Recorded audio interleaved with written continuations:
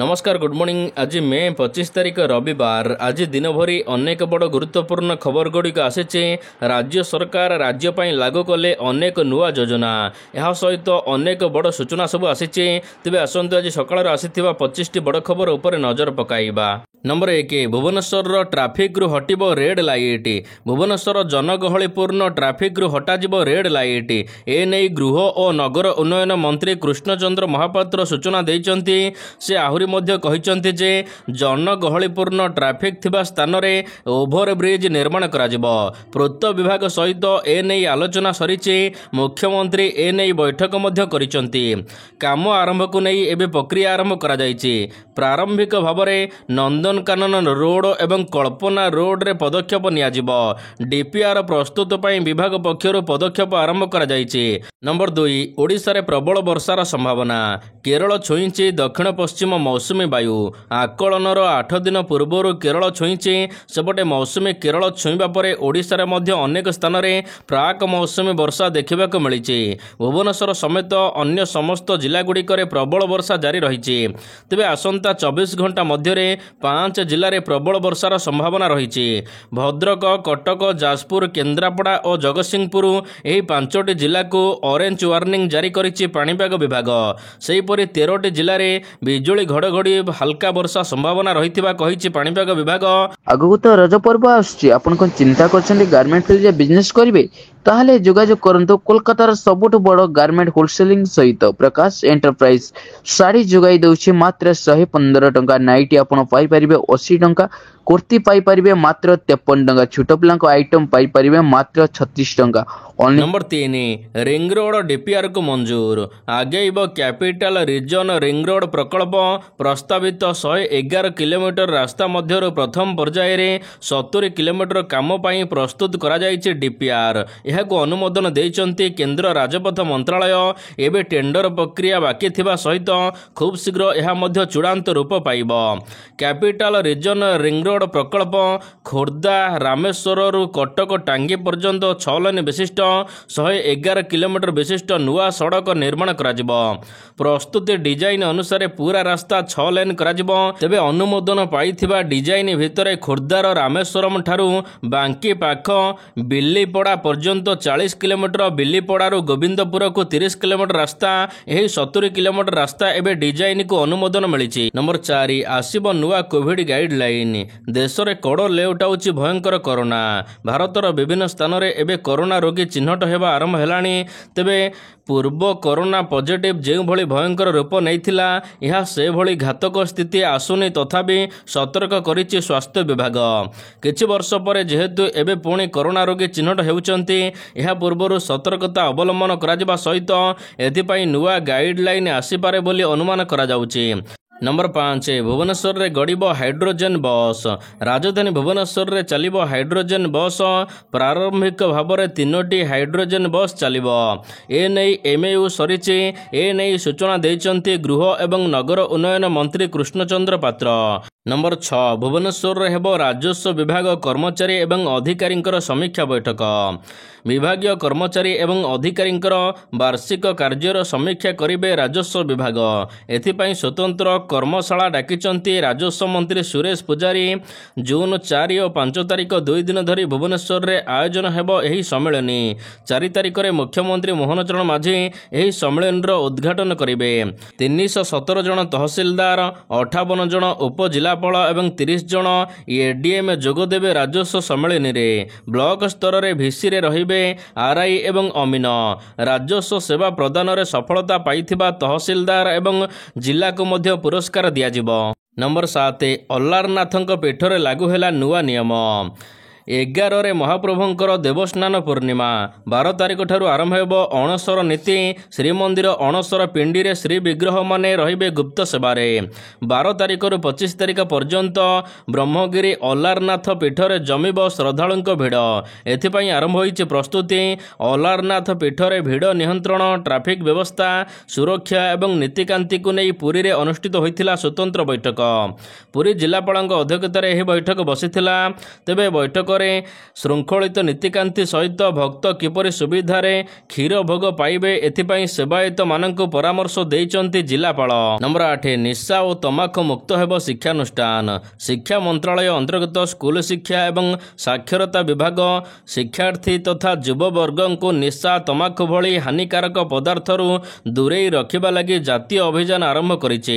ଏ ଦିଗରେ ପଦକ୍ଷେପ ନେଇ ସମସ୍ତ ନିୟମକୁ କଡ଼ାକଡ଼ି ଲାଗୁ କରିବାକୁ ରାଜ୍ୟ ଏବଂ କେନ୍ଦ୍ରଶାସିତ ଅଞ୍ଚଳକୁ ନିର୍ଦ୍ଦେଶ ଦିଆଯାଇଛି। ଏହି ଅନୁସାରେ ସ୍କୁଲ ପରିସରରେ ତମାଖୁ ମୁକ୍ତ ଅଞ୍ଚଳ ଲେଖା ପ୍ରଦର୍ଶନ କରାଯିବ। ପ୍ରବେଶ ପଥରେ ତମାଖୁ ମୁକ୍ତ ଶିକ୍ଷାନୁଷ୍ଠାନ ବୋର୍ଡ ଲାଗିବ। ପରିସରରେ ତମାଖୁ ବ୍ୟବହାର ଲାଗି କୌଣସି ମାଧ୍ୟମ ରହିବନି। ତମାଖୁ ସେବନ ଜନିତ ସ୍ୱାସ୍ଥ୍ୟଗତ ସମସ୍ୟା ବଦଳରେ ସଚେତନ ସାମଗ୍ରୀ ପ୍ରଦର୍ଶନ କରାଯିବ। ପ୍ରତି 6 ମାସରେ ଅତି କମରେ ଥରେ ତମାଖୁ ନିୟନ୍ତ୍ରଣ ଗତିବିଧି କାର୍ଯ୍ୟକ୍ରମ ଆୟୋଜନ କରାଯିବ। ନମ୍ବର 9 ଓଡ଼ିଶାରେ ନାହିଁ ବାତ୍ୟା ଭୟ। ଓଡ଼ିଶାକୁ ନାହିଁ ବାତ୍ୟା ବିପଦ। ସମ୍ଭାବ୍ୟ ବାତ୍ୟାକୁ ନେଇ ଆଇଏମ୍ଡି ପକ୍ଷରୁ ଆକଳନ କରାଯାଇ ନାହିଁ। କିଛି ଗଣମାଧ୍ୟମରେ ଓଡ଼ିଶାକୁ ବାତ୍ୟା ମାଡ଼ ହେବା ଖବର ପ୍ରସାରିତ ହେଉଛି, କିନ୍ତୁ ଏସବୁ ଫେକ୍ ନ୍ୟୁଜ୍ ବୋଲି ଆଇଏମ୍ଡି ସ୍ପଷ୍ଟ କରିଛି। 27 ତାରିଖ ବେଳକୁ ପଶ୍ଚିମ କେନ୍ଦ୍ରୀୟ ଏବଂ ପାର୍ଶ୍ୱବର୍ତ୍ତୀ ଉତ୍ତର ବଙ୍ଗୋପସାଗରରେ ଲଘୁଚାପ କ୍ଷେତ୍ର ସୃଷ୍ଟି ହେବାର ସମ୍ଭାବନା ରହିଛି। ଏହି ଲଘୁଚାପ 2 ଦିନ ଭିତରେ ଘନୀଭୂତ ହେବ।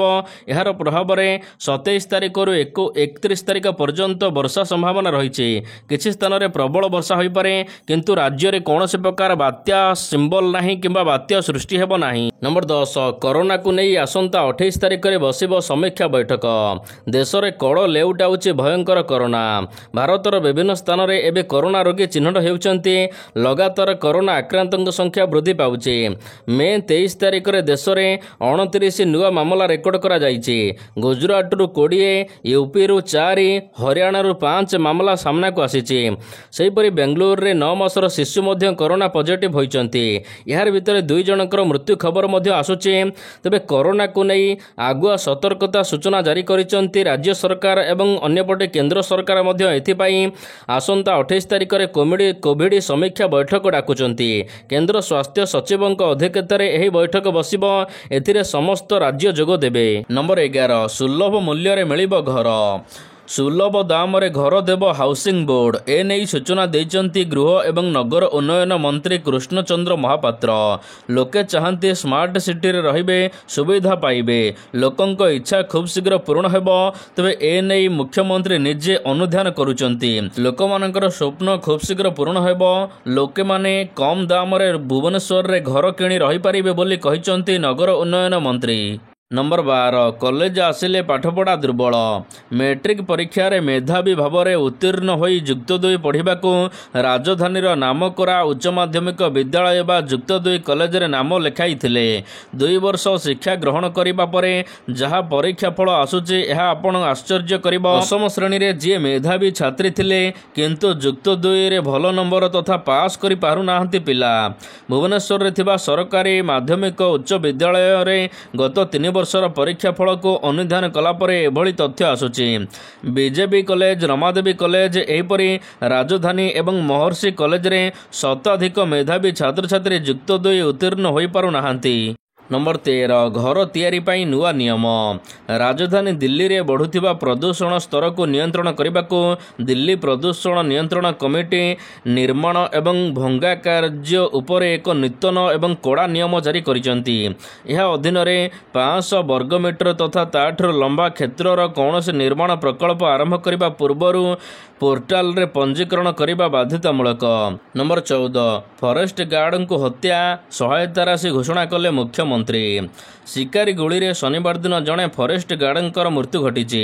ମୁଖ୍ୟମନ୍ତ୍ରୀ ମୋହନ ଚରଣ ମାଝୀ ତାଙ୍କ ମୃତକଙ୍କ ପରିବାରକୁ 30 ଲକ୍ଷ ଟଙ୍କା ସହାୟତା ପ୍ରଦାନ କରିବେ ବୋଲି ଘୋଷଣା କରିଛନ୍ତି।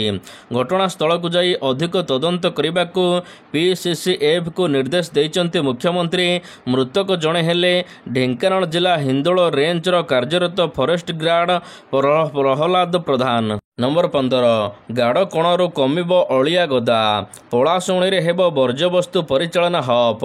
ନଡ଼ିଆ କତାରୁ ଦଉଡ଼ି, ପାପୋଛା, ମ୍ୟାଟ୍ ଇତ୍ୟାଦି ତିଆରି କରିବ BMC। ଗ୍ରୀନ୍ ୱେଷ୍ଟରୁ ତିଆରି ହେବ ବାୟୋମେଟ୍ରିକ୍ ବ୍ରିକେଟିଂ। ଫଳରେ ଗାଡ଼କଣାରୁ କମିବ ଅଳିଆ ଆବର୍ଜନା ବୋଝ। ପଳାଶୁଣୀରେ ତିଆରି ହେବ ଇଣ୍ଟିଗ୍ରେଟେଡ୍ ରିସୋର୍ସ ରିକଭର କ୍ୟାମ୍ପସ। ରାତି ପାହିଲେ ମନ୍ଦିର, ଏହା ସହିତ ପଇଡ଼ ଦୋକାନରୁ ଆରମ୍ଭ କରି ଅନେକ ଜୁସ୍ ଦୋକାନରେ କୁଢ଼ କୁଢ଼ ଆବର୍ଜନା ବାହାରୁଛି। ଏହି ଆବର୍ଜନା ଗୁଡ଼ିକୁ ଏବେ ବ୍ୟବହାର କରାଯିବା ପାଇଁ ଯୋଜନା କରାଯାଉଛି।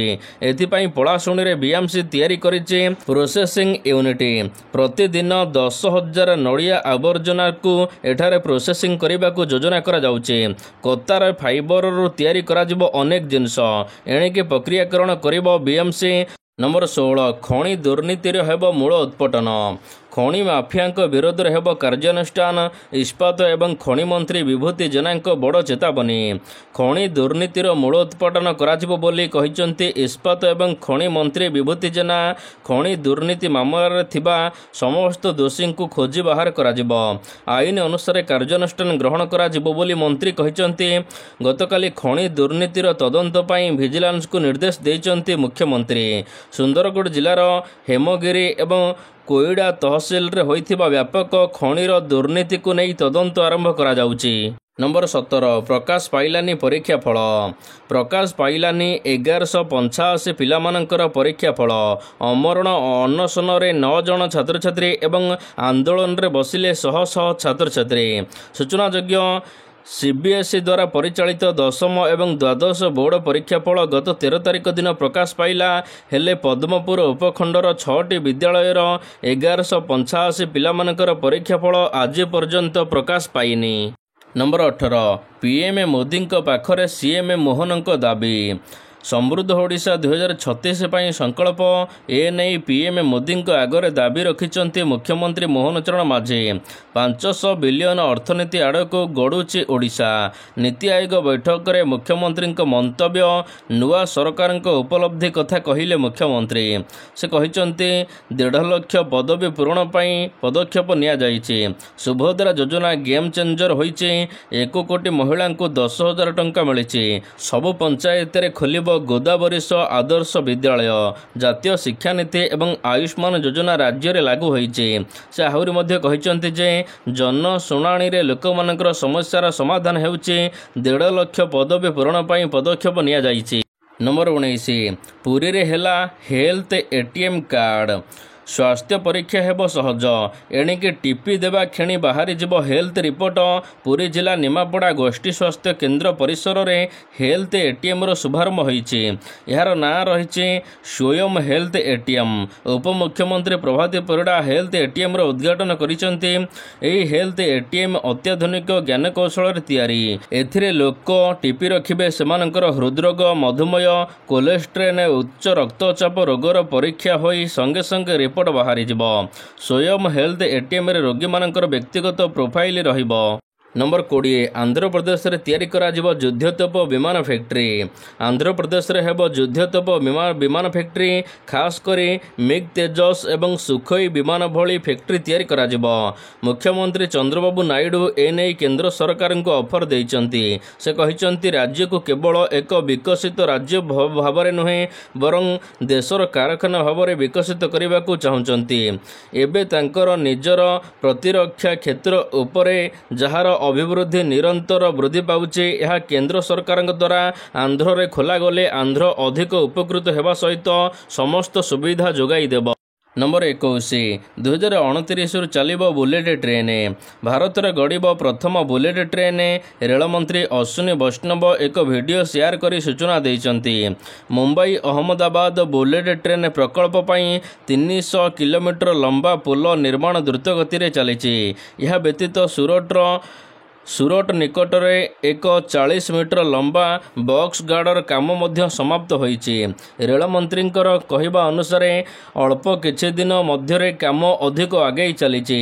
ତେବେ ଭାରତରେ 2029 ବେଳକୁ ବୁଲେଟ୍ ଟ୍ରେନ୍ ଚଲାଇବାକୁ ଲକ୍ଷ୍ୟ ରଖିଛନ୍ତି କେନ୍ଦ୍ର ସରକାର। ନମ୍ବର 22 ଟିମ୍ ଇଣ୍ଡିଆ ପରି କାମ କରିବାକୁ ମୋଦିଙ୍କ ପରାମର୍ଶ।